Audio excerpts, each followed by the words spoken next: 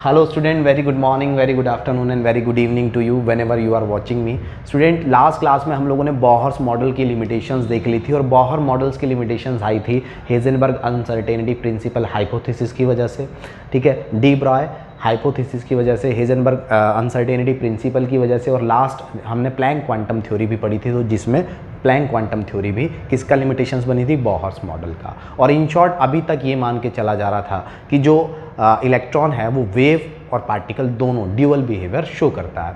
अब जो हम पढ़ने वाले हैं वो एक नया मॉडल पढ़ने वाले हैं एटम के लिए, जिसको हम मॉडर्न एटॉमिक मॉडल बोल सकते हैं। और या फिर हम, क्योंकि ये वेव बेस्ड था, ये कम्प्लीटली, ये जो मॉडल हम लोग डिस्कस करने वाले हैं ये कम्प्लीटली बेस्ड क्या था, वेव बेस्ड था, तो इसीलिए इस मॉडल को बोला गया वेव मैकेनिकल मॉडल। और इस वेव मैकेनिकल मॉडल को अगर मैं बात करूं तो वेव मैकेनिकल मॉडल के केस में हम एक और नाम इसको दे सकते हैं, और वो नाम होगा, दूसरा नाम होगा क्वांटम मैकेनिकल मॉडल। तो वेव मैकेनिकल मॉडल या क्वांटम मैकेनिकल मॉडल एक एडवांस्ड मॉडल बना जिसको हम आज पढ़ते हैं, और इस हाइपोथेसिस को लेकर हम आगे बढ़े, ठीक है। तो जनरली लास्ट बॉहर्स के मॉडल की बहुत सारी लिमिटेशंस थी, उसको रिमूव करा और ये एडवांस्ड मॉडल आया, wave mechanical model. In short इस मॉडल के अंदर क्या हुआ, तो इस मॉडल को अब ये हाइपोथेसिस मानकर चला जा रहा था जो इलेक्ट्रॉन, रिवॉल्विंग इलेक्ट्रॉन है वो वेव है।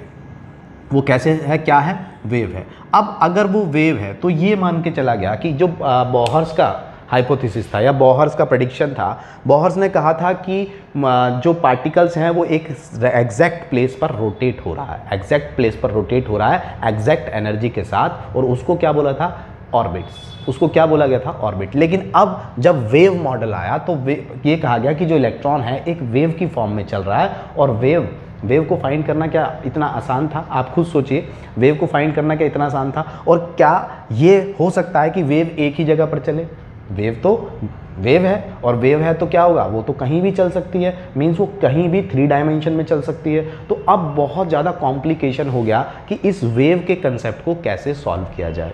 तो इस वेव के कंसेप्ट को सॉल्व करने के लिए उस टाइम जो साइंटिस्ट आए थे वो साइंटिस्ट थे इरविन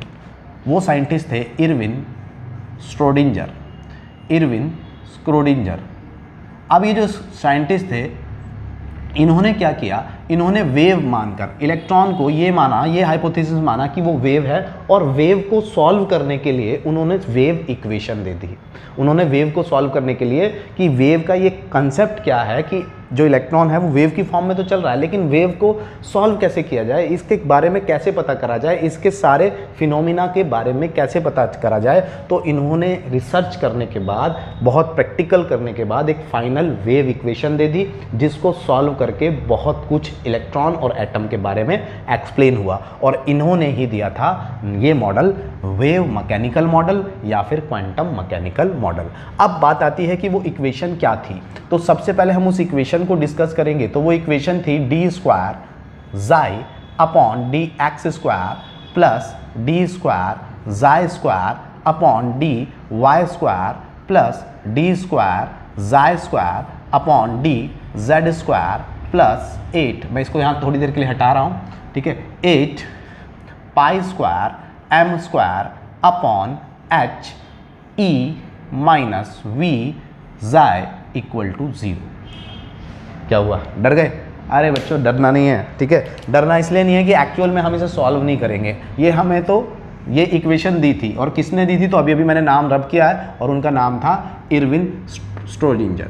तो मैं लिख देता हूँ एक बार और नाम, Irwin Schrödinger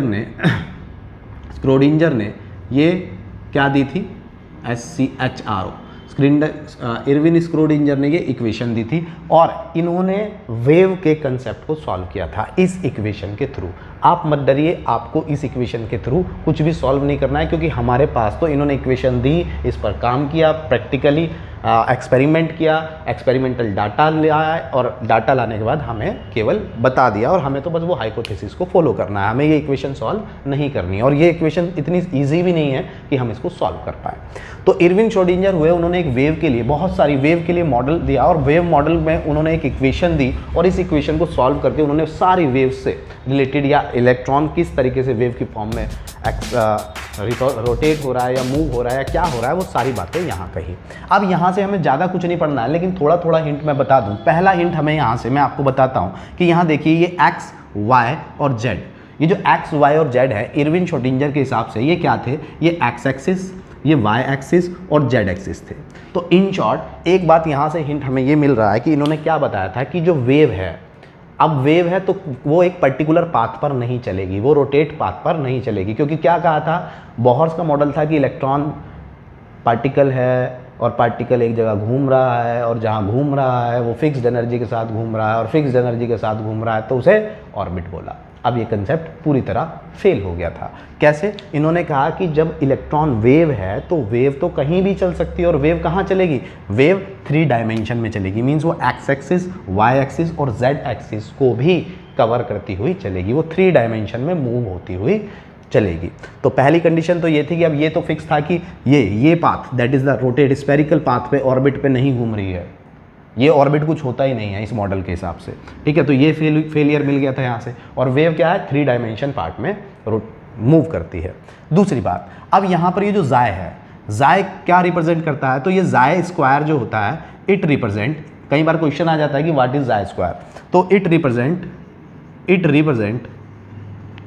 the orbital, it represent the orbital, orbital इसको ऐसे बोलते हैं, ऑर्बिटल, ऑर्बिटल भी बोल सकते हो आप, इट रिप्रेजेंट द ऑर्बिटल।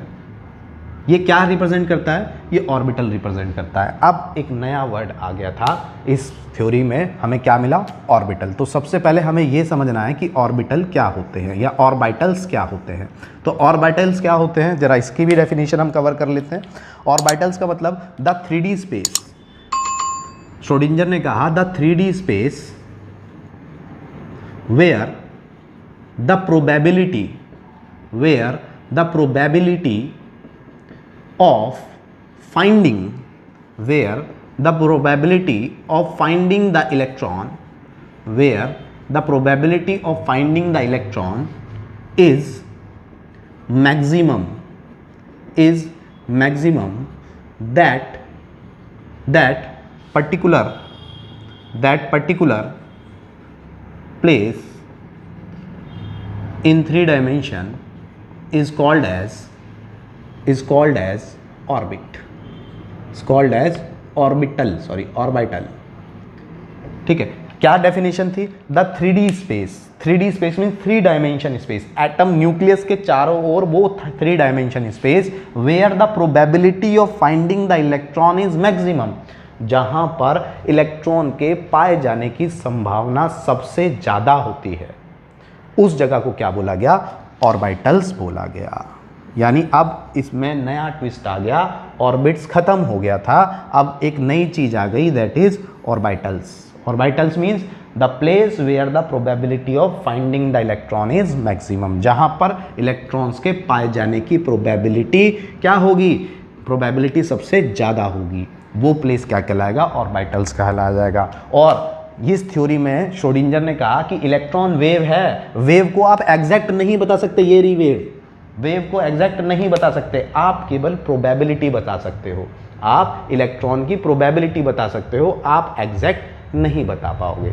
तो थ्योरी में बिल्कुल नया ट्विस्ट था, इसीलिए इसको क्या बोला गया, वेव मैकेनिकल मॉडल या फिर क्वांटम मैकेनिकल मॉडल।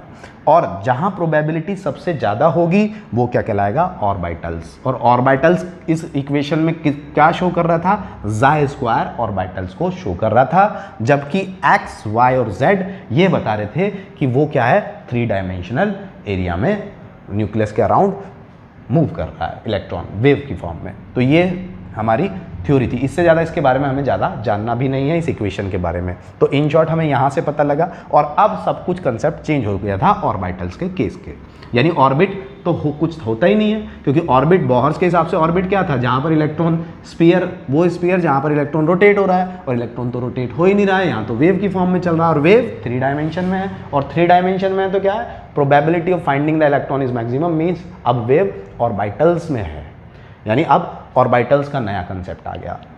अब इससे आगे क्या हुआ, तो जब इससे आगे बढ़े, तो जब इसमें और स्टडी हुई तो ये देखा गया कि जो ऑर्बिटल्स हैं, जब इस वेव इक्वेशन को सॉल्व किया गया, तो वेव इक्वेशन को सॉल्व करने पर 3 नए वेरिएबल्स यहाँ पर मिले, ठीक है। जब वेव इक्वेशन को हम कहें after solving the wave equation, after solving the wave equation को सॉल्व करने पर, है ना, वी गेट 3 वेरिएबल्स।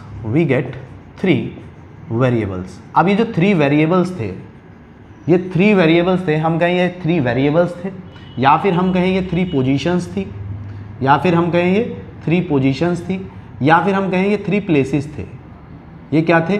3 प्लेसेस थे where the probability of finding the electron is maximum, जहां पर इलेक्ट्रॉन के पाए जाने की संभावना ज़्यादा थी। अब इन 3 वेरिएबल्स, जब इस इक्वेशन को सॉल्व किया तो 3 वेरिएबल्स मिले, और वो जो 3 वेरिएबल्स थे वो कौन से थे?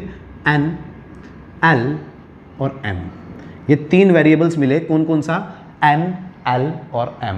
और इन 3 वेरिएबल्स को क्या बोला गया? तो इन 3 वेरिएबल्स को आगे चलकर बोला गया क्वांटम नंबर्स। क्या बोला गया? Quantum numbers.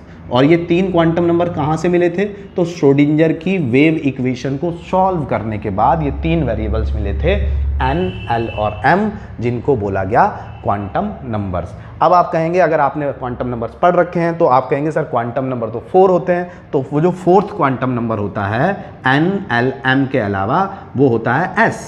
उसे क्या बोलते हैं? S। और ये जो 4th S क्वांटम नंबर था, ये भी आपको पता होना चाहिए कि ये वेव इक्वेशन को सॉल्व करके नहीं आया था। ये 4th quantum number wave equation को सॉल्व करके नहीं आया था। ये 3 वेरिएबल्स वेव इक्वेशन को सॉल्व करके हमें मिले थे, जिनको हमने क्या कहा कि ये क्या बताते हैं एक्चुअल में? ये इलेक्ट्रॉन की पोजीशन के बारे में प्रेडिक्शन करते हैं, या फिर प्लेसेस के बारे में प्रेडिक्शन करते हैं। और 4th क्वांटम नंबर बाद में अभी बताएंगे कि ये कैसे आया और क्यों आया।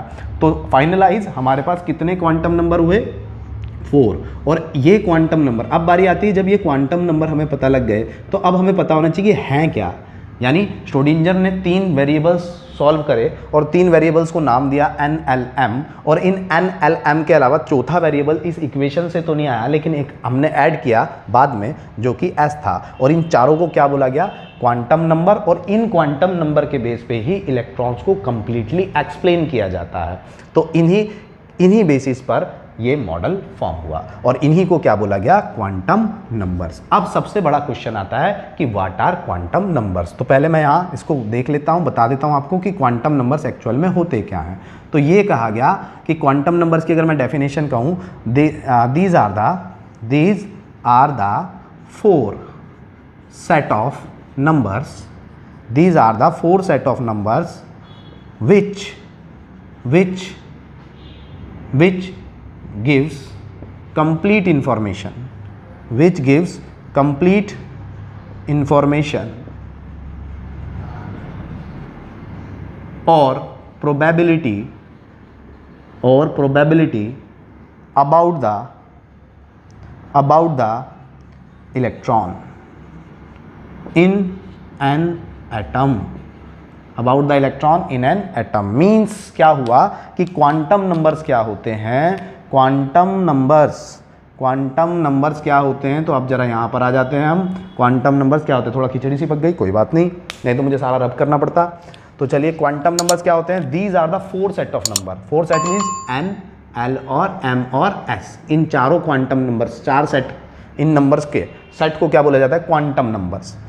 विच गिव्स कंप्लीट इंफॉर्मेशन और प्रोबेबिलिटी अबाउट द इलेक्ट्रॉन, जो इलेक्ट्रॉन के रिवॉल्व होने की और उसकी पोजीशन की, इलेक्ट्रॉन की position, about the electron, about the complete information का मतलब उसके पोजीशन मीन्स उसकी पोजीशन, उनकी शेप और उनकी ओरिएंटेशन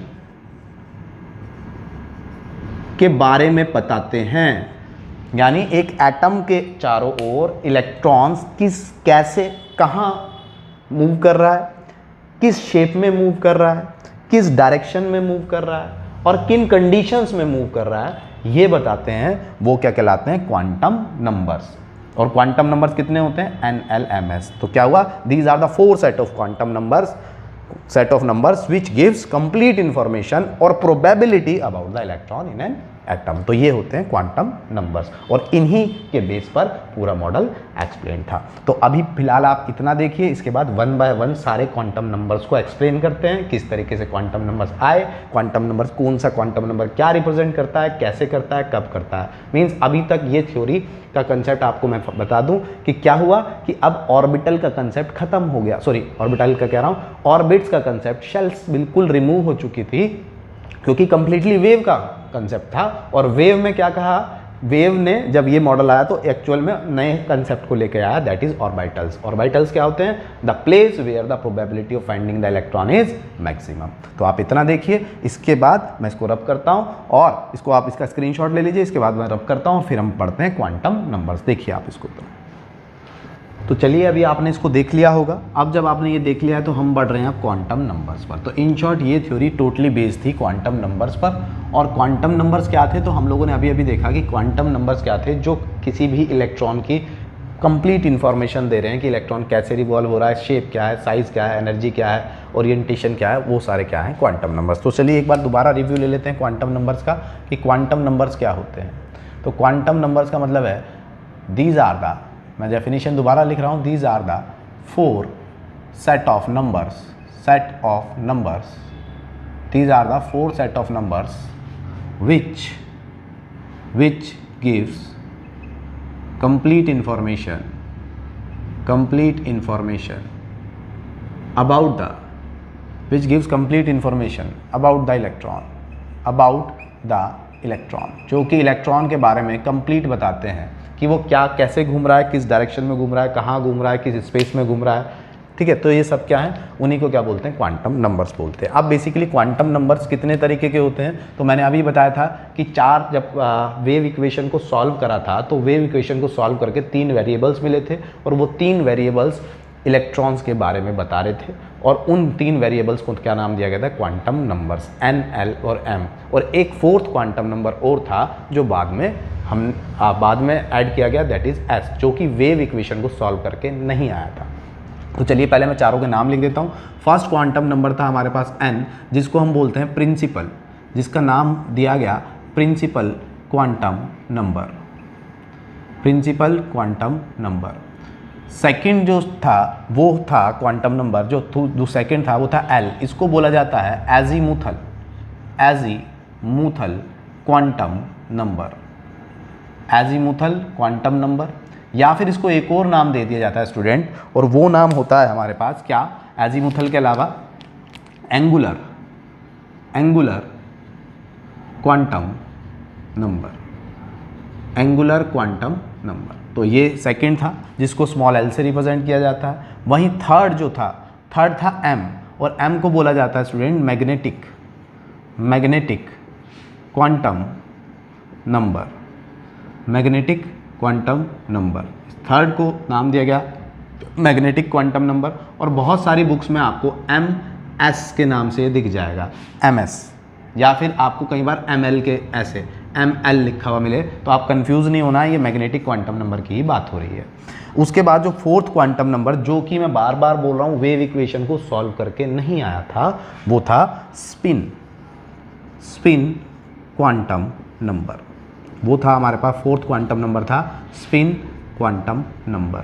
और स्पिन क्वांटम नंबर को किससे रिप्रेजेंट करते हैं, S से। और कई बार आपको बुक में ऐसा भी मिल जाएगा MS, तो आप कंफ्यूज नहीं होना है। तो ये क्या है, स्पिन क्वांटम नंबर है।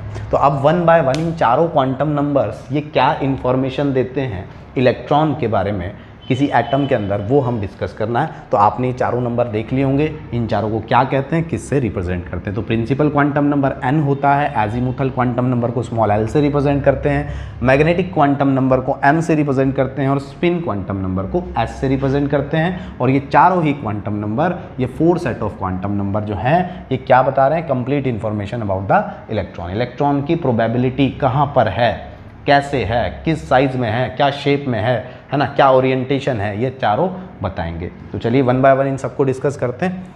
तो सबसे पहले हम लोग डिस्कस करेंगे प्रिंसिपल क्वांटम नंबर को। तो चलिए प्रिंसिपल क्वांटम नंबर क्या होता है, तो ये क्या होता है, तो अगर हम बात करें कि इट टेल्स, मतलब इस थ्योरी के हिसाब से, देखो हुआ क्या था कि इस थ्योरी के हिसाब से कुछ और हाइपोथेटिकल बन रहा था और हमने अपनी कन्वीनियंस कन्वीनियंटली यानी आसानी से इसको समझ में आए तो हमने एक हाइपोथेसिस अपनी एक बना ली थी। क्या, वो अभी बात करते हैं।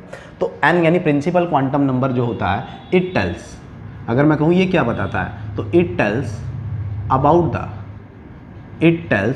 The size, it tells about the size of orbitals, it tells about the size of orbitals, या हम कहें it informs us about the size of orbitals of electron.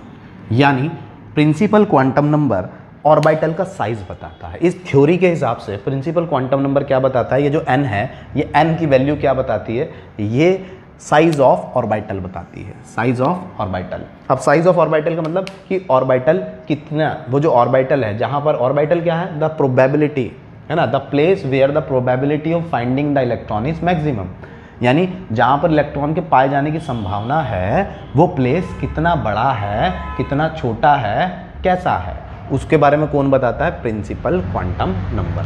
ठीक है, अब ये जो प्रिंसिपल क्वांटम नंबर होता है, इसको n से रिप्रेजेंट करते हैं। इसकी वैल्यू ज़ीरो कभी नहीं होती है, it never be zero, it never be zero, ये ज़ीरो नहीं हो सकता है, ये ज़ीरो नहीं होता है। क्या होगा ये, it will be any integer, ये कोई भी इंटीजर हो सकता है।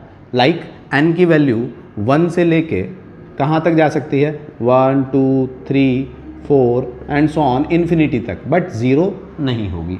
अब इस हाइपोथेसिस के हिसाब से, इस कंसेप्ट के हिसाब से ये कहा गया कि अगर n की वैल्यू 1 है या n की वैल्यू 2 है, 3 है, 4 है, 5 है, 6 है, या कुछ भी है, तो अगर जैसे जैसे n की वैल्यू बढ़ेगी, जैसे जैसे n की वैल्यू बढ़ेगी, वैसे वैसे ऑर्बिटल का साइज बढ़ेगा, वैसे वैसे क्या होगा, साइज ऑफ ऑर्बिटल इंक्रीज होंगे, साइज ऑफ ऑर्बिटल्स इंक्रीज होगा।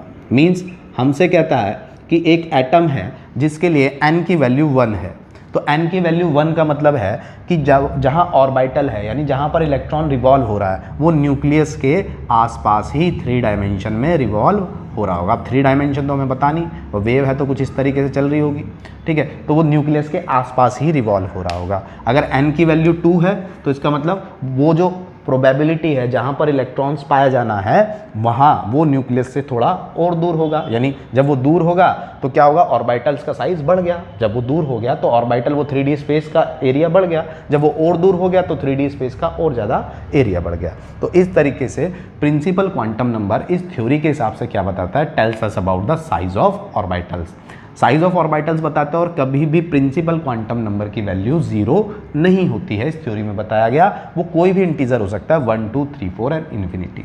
अब साइज ऑफ ऑर्बिटल बताता है, लेकिन हमने अपनी कन्वीनियंट के लिए, और आपकी एनसीईआरटी में भी इवन ऐसे ही दिया है कि हमने अपनी कन्वीनियंस के लिए इस n को क्या मान लिया, इस n को मान लिया नंबर ऑफ शेल या फिर ऑर्बिट्स, नंबर ऑफ शेल या फिर ऑर्बिट्स। अब आप कहेंगे सर अभी तो आपने थोड़ी देर पहले ये कहा था कि ऑर्बिट का तो कंसेप्ट ही खत्म हो गया था। हाँ, बिल्कुल खत्म हो गया था, लेकिन यहाँ पर कन्वीनियंट यानी साइज ऑफ ऑर्बिटल कैसे रिप्रेजेंट करें, तो हमने अपने हाइपोथेसिस या एनसीईआरटी में भी कुछ इसी तरीके से एक्सप्लेन हुआ है कि n को नंबर ऑफ शेल मान लिया था। यानी एक्चुअल में ये वो एरिया है कहीं आसपास जहाँ पर इलेक्ट्रॉन घूम रहा है। अब इसके अंदर की बात होगी कि कैसे घूम रहा है, तो आसानी के लिए n क्या बताता है, नंबर ऑफ शेल। यानी प्रैक्टिकली ये है, साइज ऑफ ऑर्बिटल बताता है, जो हमें वेव इक्वेशन सॉल्व करके मिला। हमने थ्योरेटिकली जो एक्सप्लेन किया, मतलब वो अपनी कन्वीनियंस के लिए n को क्या मान लिया, शेल या ऑर्बिट मान लिया। ठीक है, अब इतनी बात समझ में आती है। यानी इन शॉर्ट मैं आपको एक और समरी बताता हूँ, आप कंफ्यूज ना हो। जैसे n है, l है, m है और s है। हमने अपनी आसानी के लिए अपनी चीज़ को समझ में आए, हमें ये कंसेप्ट समझ में आए, तो आप ऐसे समझिए कि आपसे पूछा जाए भाई आप कहाँ रहते हो, तो कई बार मजाक में एक दोस्त क्या कहता है, मैं धरती पर रहता हूँ। चलिए, धरती पर रहते हो यानी अर्थ पर रहते हो, तो n क्या है, अर्थ, जहाँ पर आप रहते हो। भाई अर्थ पे कहाँ रहता है, अर्थ में इंडिया में रहता हूँ। तो इंडिया क्या हो गया, अब आपका फिक्स एरिया होगा कि अर्थ तो बहुत बड़ा है, लेकिन उस बहुत बड़े एरिया में कहाँ पर, इंडिया में, क्योंकि बहुत सारे देश हैं, तो इंडिया में। अब इंडिया में कहाँ पर, भाई मेरठ में। अच्छा, मेरठ में। अब मेरठ में कहाँ पर, अपने घर में भैया, घर में। अपने होम में, घर में, तो क्या हुआ, बता दिया ना आपका एड्रेस पूरी तरीके से। इन शॉर्ट आपने अपना एड्रेस बता दिया 1 by 1। क्या आप अर्थ पर रहते हैं? अर्थ के बाद अर्थ, जहाँ जिस अर्थ के एरिया में रहते हैं वो इंडिया का एरिया है। इंडिया में जो जगह है का नाम है वो मेरठ है, और मेरठ में भी एक छोटा सा जगह है जहाँ पर आपका घर है। तो ये है, इस तरीके से हम इसको आसानी से एक्सप्लेन हो जाए तो हमने n को बोल दिया शेल। वैसे थ्योरी क्या कह रही थी, size of orbitals, type of orbitals बोल रही थी, लेकिन हमने इसको क्या बोला, शेल बोला। किस लिए? केवल आसानी के लिए, आपको समझाने के लिए। जैसे इसको समझाने के लिए इजीली एक्सप्लेन किया है, ऐसे उसको नंबर ऑफ शेल। तो हम क्या कैसे मान के कैसे चलेंगे, नंबर ऑफ शेल, तभी हमें समझ में आएगी। तो ये हो गया क्लियर, प्रिंसिपल क्वांटम नंबर। चलिए, प्रिंसिपल क्वांटम नंबर जब कंप्लीट हो जाता है तो उसके बाद बारी आती है second, that is azimuthal quantum number. अब एजीमुथल क्वांटम नंबर क्या होता है वो समझिए। Azimuthal quantum number, azimuthal quantum number का मतलब क्या है, एजीमुथल, ठीक है, azimuthal quantum number. Azimuthal quantum number, या फिर हम इसे बोलते हैं angular quantum number, angular quantum number. अब थ्योरी, ये थ्योरी क्या कहती है, यानी ये जो वेव मैकेनिज्म मॉडल है, इसको पहली बात कि इसको स्मॉल एल से रिप्रेजेंट करते हैं। दूसरा, अगर मैं कहूँ कि ये क्या बताता है, तो ये इस थ्योरी के हिसाब से बताता है, एक्सपेरिमेंटली ये बताता है, इट टेल्स अस अबाउट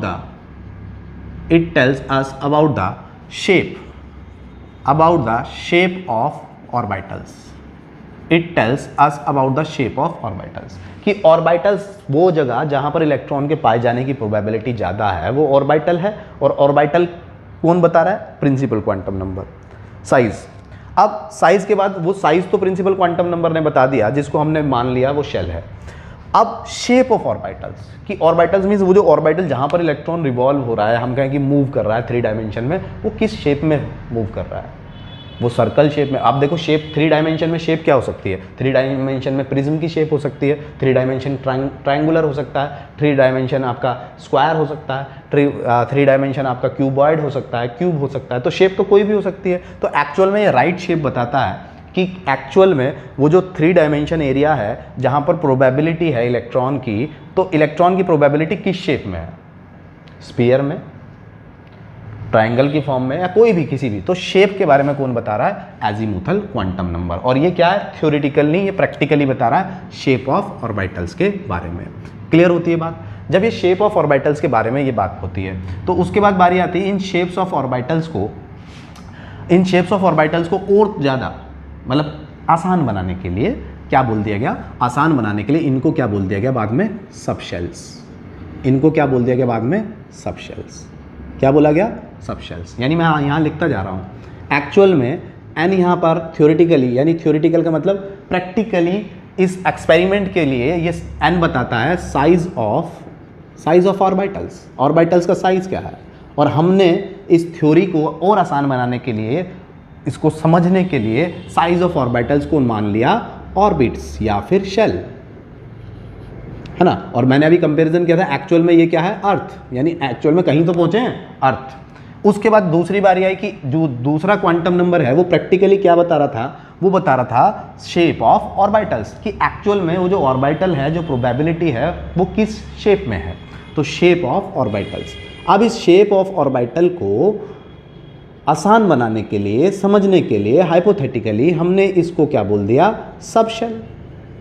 हमने क्या बोल दिया इनको, सबशेल्स। जैसे इसको अर्थ बोला था तो ये क्या हो गया, इंडिया, अभी बताया था ना।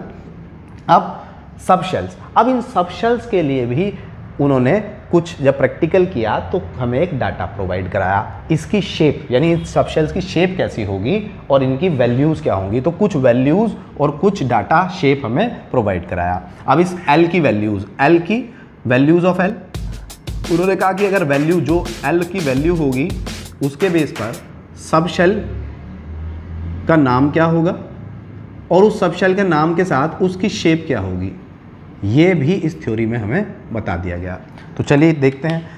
अब इस थ्योरी में बताया गया कि अगर एल की वैल्यू 0 आ रही है, अभी देखेंगे हम न्यूमेरिकल में कैसे आ रही है। अगर एल की वैल्यू 0 आती है तो 0 का मतलब है उस सबशेल, यानी एल को हमने सबशेल माना, और उस यानी शेप ऑफ ऑर्बिटल, तो उस ऑर्बिटल का जो नाम है वो क्या है, एस ऑर्बिटल।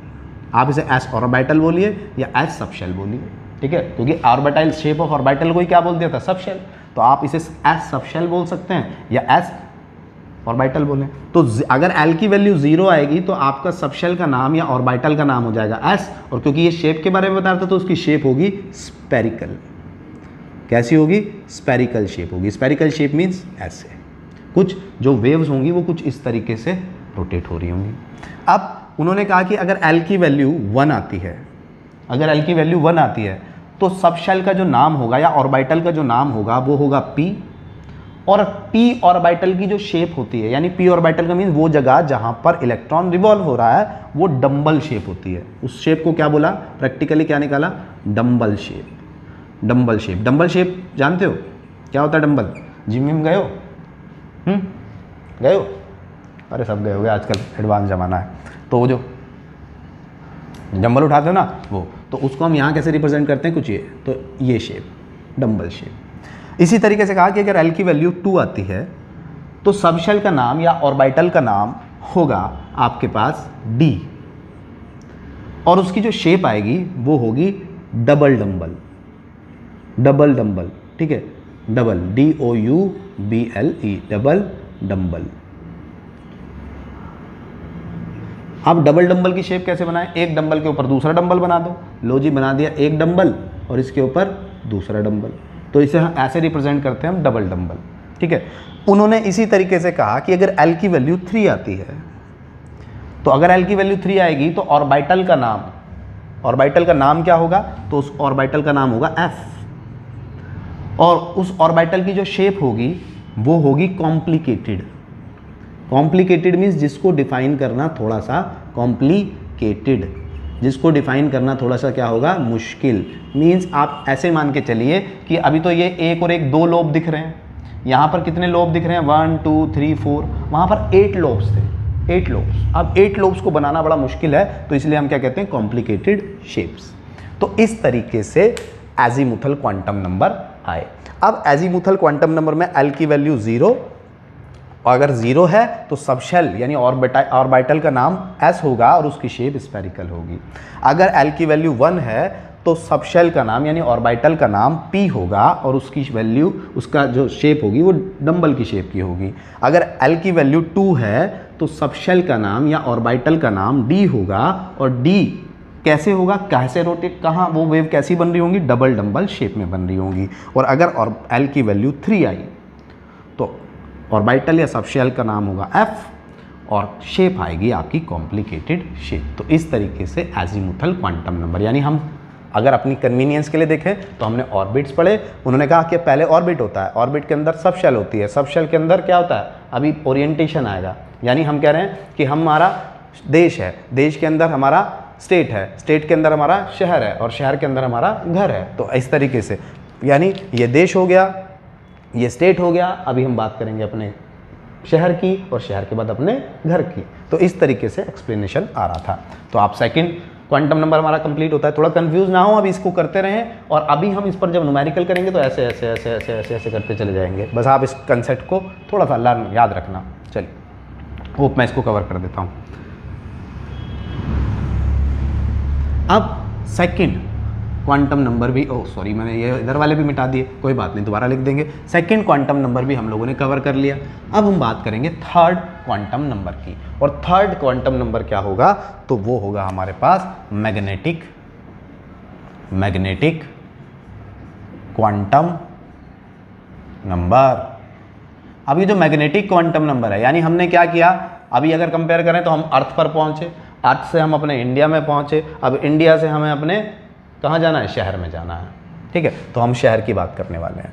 तो इस मैग्नेटिक क्वांटम नंबर को बेसिकली एम से रिप्रेजेंट किया जाता है, और मैंने बताया कि कई बुक्स में आपको एम के बेस में एल लिखा हुआ मिल जाएगा, तो कंफ्यूज नहीं होना, वो भी मैग्नेटिक क्वांटम नंबर ही है। अब मैग्नेटिक क्वांटम नंबर की बात करें तो it tells us about the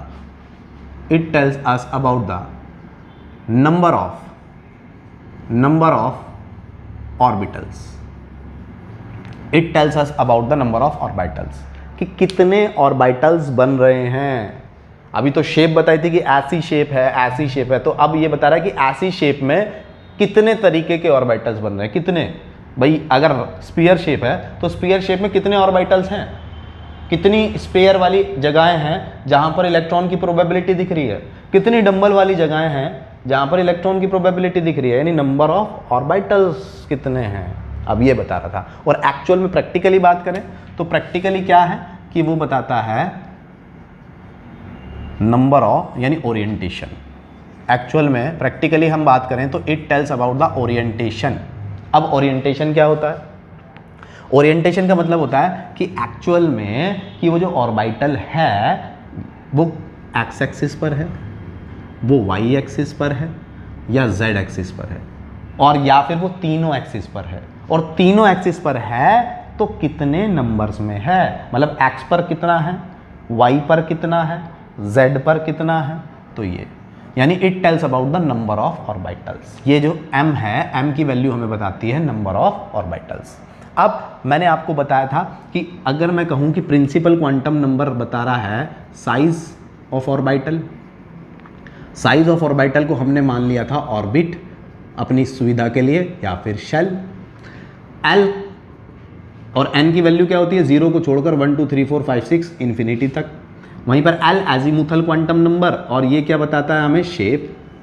और शेप के केस में shape of orbitals, shape of orbitals, shape के केस में अभी अभी देखा कि शेप L की वैल्यू पर डिपेंड करती है। 0 है तो नाम होगा S और शेप होगी स्फेरिकल।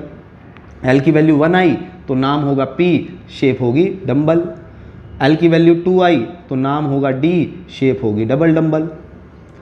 L की वैल्यू 3 है तो नाम होगा F, शेप होगी कॉम्प्लिकेटेड। ये साथ साथ क्यों लिख रहा हूं मैं, आपको थोड़ा सा समझ में आया कि हमने इसको कंसीडर करा ऑर्बिट के फॉर्म में, और इनको क्या कंसीडर कर रहे हैं, सबशेल। यानी ऑर्बिट के अंदर एक और छोटा सा जगह है जिसे हम क्या बोल रहे हैं, सबशेल। अब M मैग्नेटिक क्वांटम नंबर। अच्छा L के लिए, अच्छा एक चीज़ और बता देता हूँ कि L की वैल्यू अगर हमें निकालनी हो, ये वाली वैल्यूज़ निकालनी हो, तो इसको भी फॉर्मूला होता है 0 to n-1। इसके लिए फॉर्मूला क्या लगाते हैं हम, 0 to n-1। इस फॉर्मूले का यूज़ कैसे करेंगे तो अभी जब न्यूमेरिकल करेंगे तो मैं आपको बताता हूँ, ठीक है। अब हम बात कर रहे हैं magnetic quantum number. It tells about number of orbitals. Number of orbitals का मतलब कितने ऑर्बिटल्स हैं भैया। एस के हैं तो एस के कितने हैं, कितनी एस की ऐसी जगहें हैं जहाँ इलेक्ट्रॉन्स के पाए जाने की संभावना है। पी के हैं तो पी में कितनी ऐसी जगहें हैं जहाँ इलेक्ट्रॉन के पाए जाने की संभावना है। डी में है तो डी में ऐसी कितनी जगहें हैं जहाँ पर इलेक्ट्रॉन्स के पाए जाने की संभावना है, तो वो क्या है, नंबर ऑफ ऑर्बिटल्स। और एक्चुअल में अगर हम बात करें तो क्या बोलेंगे हम उसे, ओरिएंटेशन। ये क्या बताता है, ओरिएंटेशन मीन्स वो एक्स एक्सिस पर है। सपोज करो अगर एस में है तो एस में, या पी में है तो पी में एक्स एक्सिस पर है, पी में वाई एक्सिस पर है, या मतलब डंबल शेप, वो जो डंबल पी की शेप डंबल की है तो डंबल शेप एक्स एक्सिस पर बन रही है, डंबल शेप वाई एक्सिस पर बन रही है, या डंबल शेप जेड एक्सिस पर बन रही है।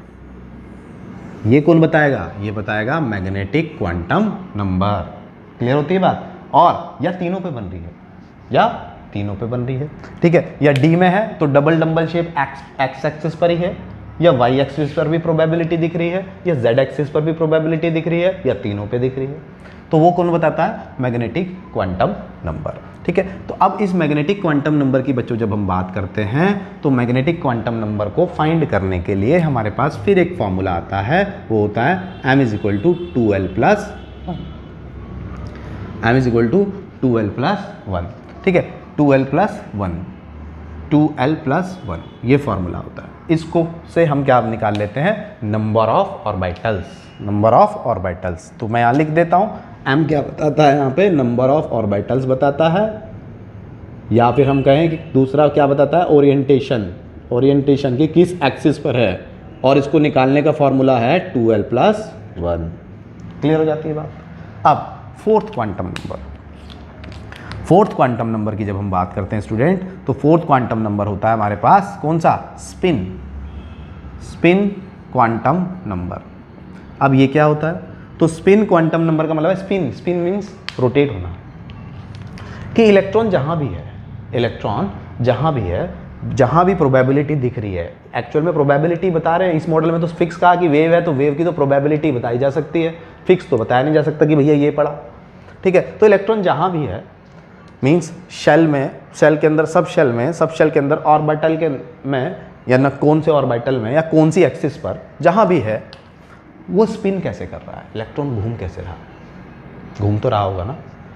तो स्पिन एक्चुअल में कि वो क्लॉकवाइज डायरेक्शन में मूव कर रहा है, वो जो मूव कर रहा है, वो वेव मूव कर रही है, वो क्लॉकवाइज मूव कर रही है या एंटी क्लॉकवाइज मूव कर रही है, वो क्लॉकवाइज या एंटी क्लॉकवाइज मूव कर रही है, ये कौन बताता है? तो ये बताता है spin quantum number. Means it tells us about the direction, it tells us about the direction of electron, direction of electron, electron की डायरेक्शन के बारे में बताता है। मीन्स इलेक्ट्रॉन क्लॉकवाइज है, इलेक्ट्रॉन जो डायरेक्शन में है वो कैसे है? क्लॉकवाइज।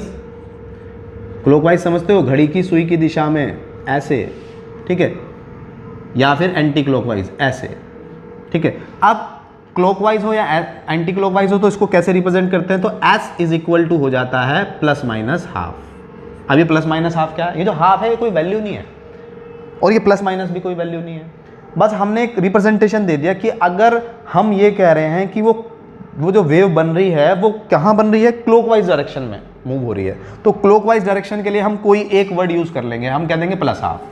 अगर हमने क्लॉकवाइज के लिए प्लस हाफ बोला है, एस की वैल्यू क्लॉकवाइज के लिए हमने प्लस हाफ बोली है, तो एंटी क्लॉकवाइज के लिए एस की वैल्यू क्या होगी? Minus half. ये फिक्स नहीं है कि क्लॉकवाइज के लिए जी प्लस हाफ ही आप यूज करोगे और एंटी क्लॉकवाइज के लिए माइनस हाफ यूज करोगे, ऐसा नहीं है। आप क्लॉकवाइज के लिए माइनस यूज कर लो, एंटी क्लॉकवाइज के लिए प्लस यूज कर लो, बस ये है कि आप ये रिप्रेजेंटेशन है। अगर आपने क्लॉकवाइज के लिए ये यूज किया है तो आप एंटी क्लॉकवाइज के लिए यूज करोगे, क्लॉकवाइज के लिए ये यूज किया है तो एंटी क्लॉकवाइज के लिए ये यूज करोगे, ये फिक्स है। मीन्स एक बताएगा आपको क्या? क्लॉकवाइज, और दूसरा बताएगा आपको एंटी क्लॉकवाइज। जनरली हम अपनी आसानी के लिए हम कहते हैं कि अगर इलेक्ट्रॉन क्लॉकवाइज डायरेक्शन में रिवॉल्व होगा तो plus half, anti clockwise direction में होगा तो माइनस हाफ, लेकिन फिक्स नहीं है, ये बात समझना, फिक्स नहीं है, ठीक है। और अगर इलेक्ट्रॉन की डायरेक्शन दिखानी हो तो इलेक्ट्रॉन की डायरेक्शन, चलो ये तो आगे की बात है, फिलहाल अभी हम ये बात कर रहे हैं। तो this is the final 4 quantum numbers explanation, यानी ये चारों क्वांटम नंबर्स का एक्सप्लेनेशन हो जाता है। आप इसको देखिए, फिर इसके बाद एक न्यूमेरिकल को करते हैं आपको समझाने के लिए, 1 से 2 न्यूमेरिकल हम यहाँ पर करते हैं, देख लीजिए आप इसको।